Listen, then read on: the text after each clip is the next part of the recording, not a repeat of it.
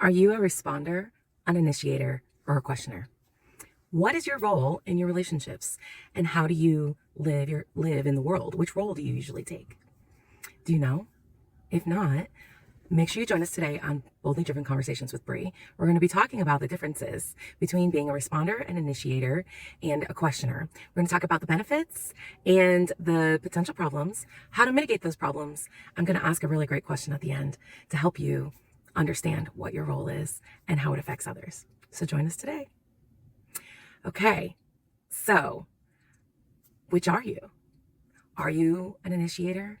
Are you a responder? Or are you a questioner? First, let's talk about what each does. So a responder is someone who reacts to a prompt or reacts to a question or reacts to a situation. They do not usually initiate action. They have to have something to actually respond to. The responder is someone who will provide an answer, and they will take action in response to a question or a request that is given of them. An initiator is the person who starts conversations. They will start an action. They will start a process. They are the one who will take the first step. They're risk takers. And they will most often be the ones to propose ideas, and suggestions for problems, and issues that there might be. A questioner is someone who asks information to seek more information and to seek clarification over something that might need a little bit more communication on. They can be both an initiator and a responder, depending on if they are responding with a question or if they are initiating the question to initiate like a conversation. They seek to understand.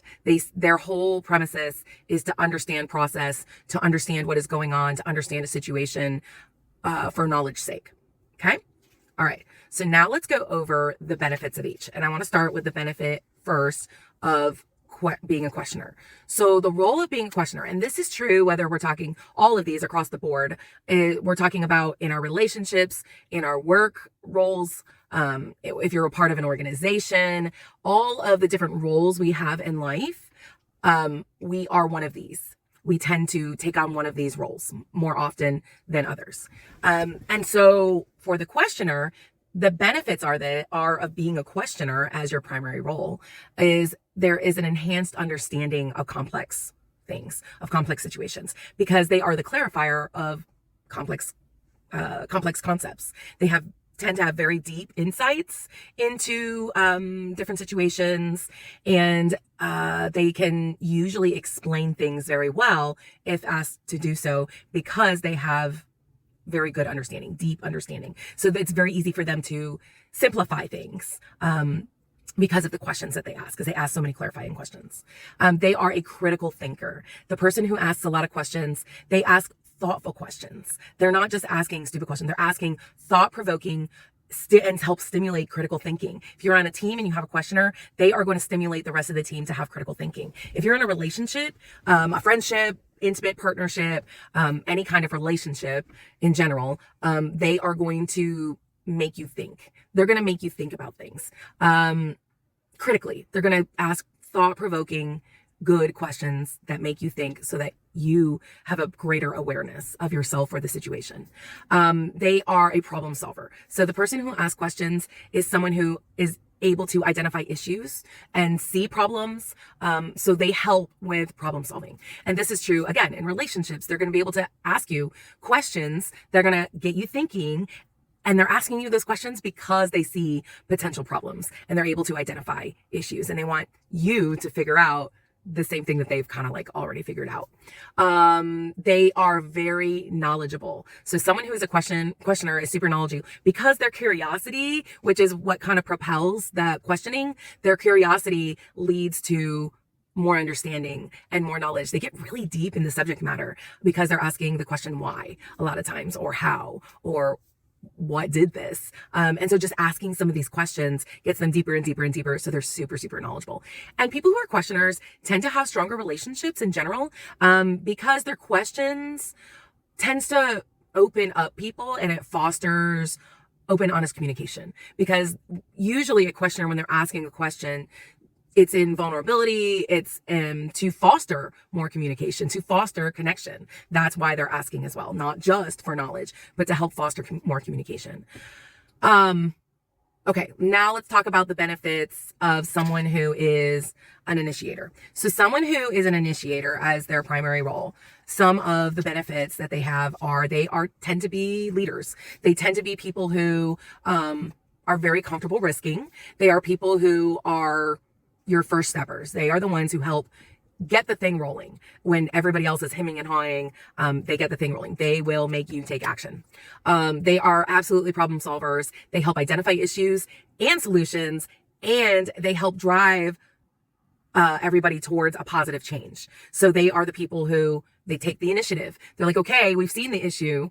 Now let's actually do something about it. Let's take action towards it. And it's usually in a positive way. They are innovators. So people who are initiators tend to be the people who are the sources of new ideas. They come up with very creative approaches to problems. They will come up to creative approaches to different solutions for different ideas that other people have. So they're really able to piggyback on other people's information. They have huge personal growth. They are always growing personally because they're always risking, and risk brings personal growth because often it also brings failure. And so with failure, as we've talked about in many other ways, brings new learning opportunities. So they're constantly learning, they're constantly risking, which means they're constantly growing. And this helps boost self-confidence in the initiator, because they also tend to be the most recognized people. They are people who get recognized the most often because they are the people who are kind of like those first responders in a lot of ways, and they take the initiative to do it first. And so people will remember that because it's very impactful a lot of times when we do something first. Okay, so the benefits then of a responder. The benefits of being a responder is that people who are responders tend to have reduced stress because there's less pressure, because they don't have to take initiative.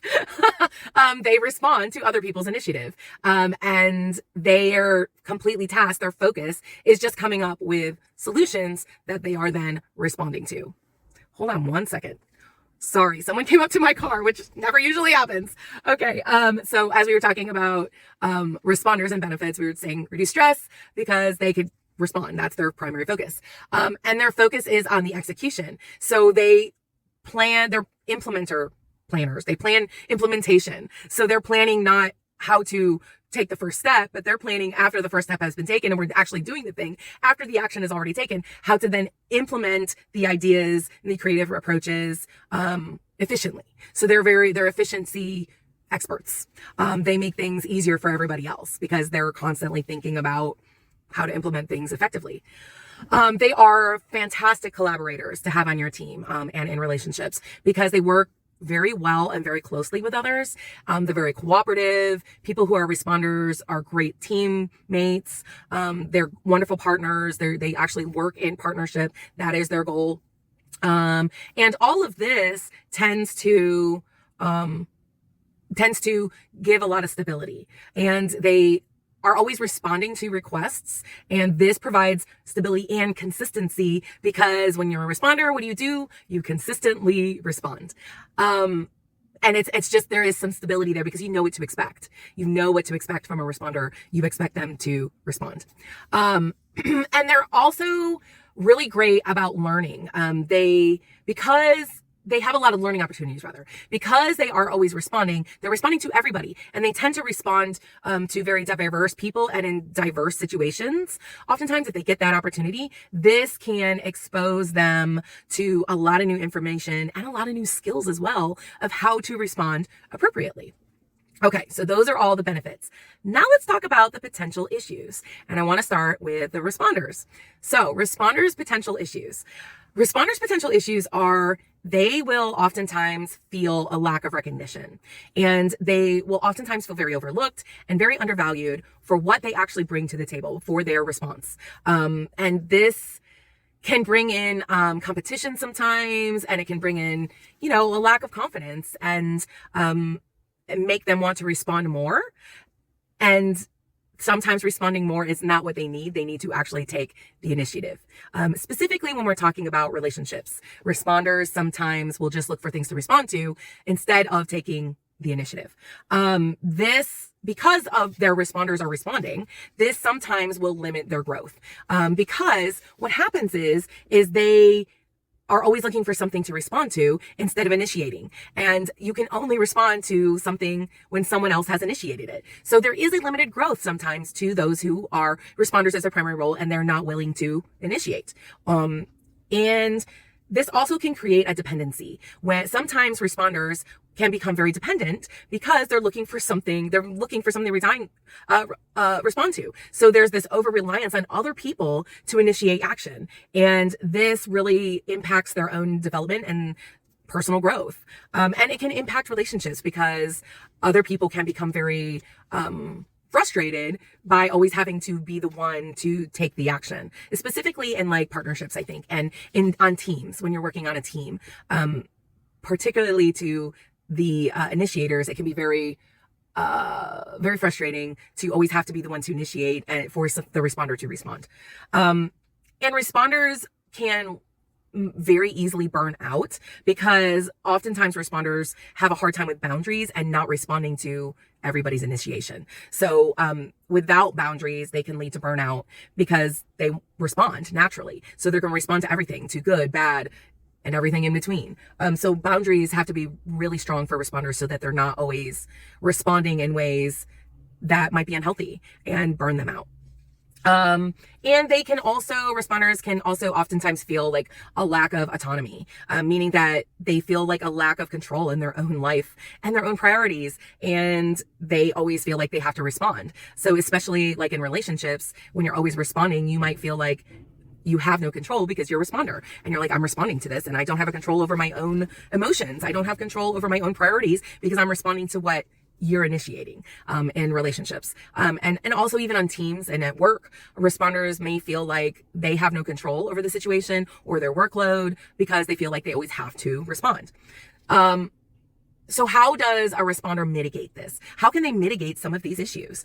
I think the first thing is for responders they have to communicate very effectively. They have to express their needs, their wants, and their desires openly and often. And they have to seek opportunities to initiate. They have to be the initiator, specifically in relationships. Responders have to be initiators sometimes. You can't always be responding to someone else.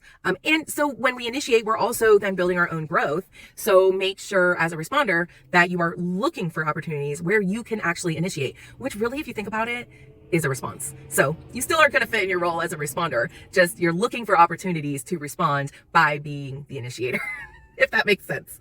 Responders need to make sure that they are setting boundaries for themselves, for their own health, and setting boundaries for others to not cross and try to, what's the word I'm looking for? Like poke you to try to initiate a response from you. So making sure we set boundaries are really good for, so that you're not burning out all the time and you're not overly responding.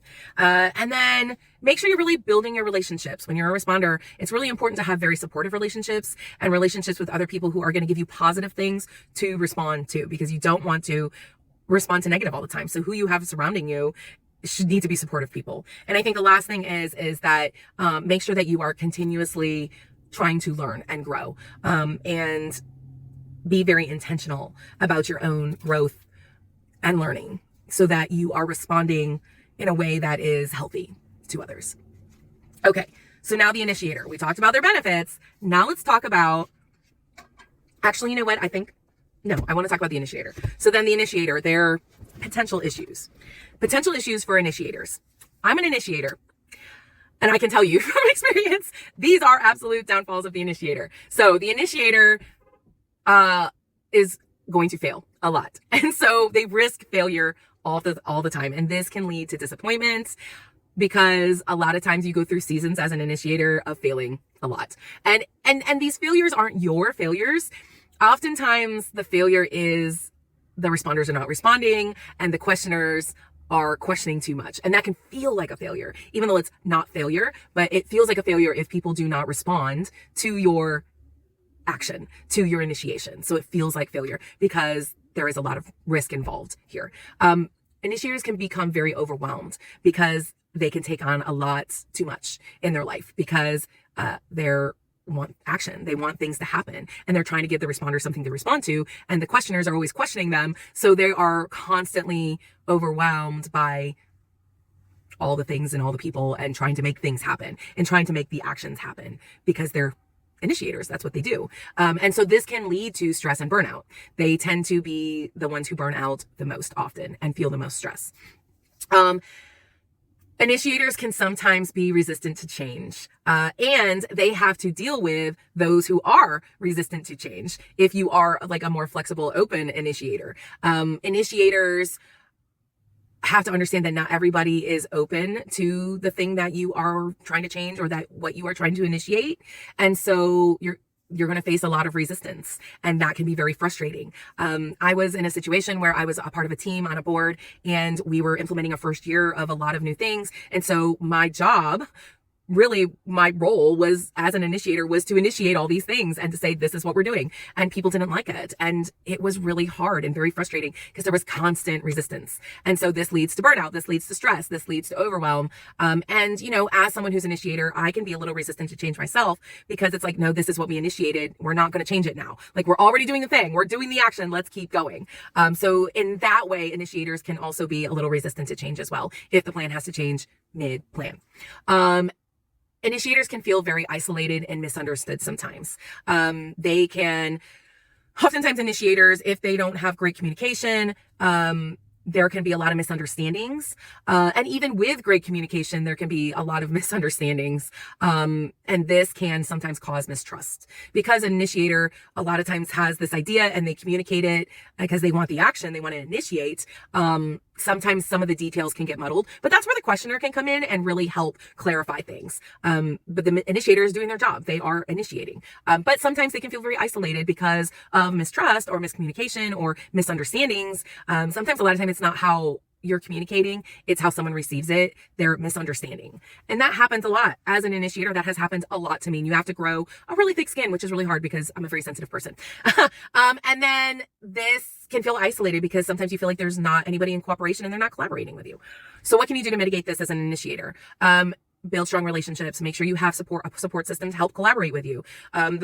Make collaborators a goal and really listen to their feedback and allow them to take initiative with you where they feel comfortable to take initiative as a collaborator. Make sure you manage your expectations and make sure that the goals are realistic and make sure that you are prioritizing the thing that actually really has the highest impact. So when you're talking about in your relationships, what has the highest impact in your relationship that you're doing as an initiator? Is it listening actively to the person or is it actually taking the action? So as an initiator, we need to make sure that we are prioritizing whatever is going to have the greatest impact in our relationships, on a team, at work, etc. And I think it's really important to embrace failure. As an initiator, I have failed so much and I will continue to fail because I'm constantly risking. And so we have to embrace that failure and see it as a learning opportunity, and communicate those needs, communicate your needs that, hey, I really need to initiate this and I need the help. I need collaborators. And again, being open to feedback from others as well. And our questioners. Okay, so potential issues with the questioners.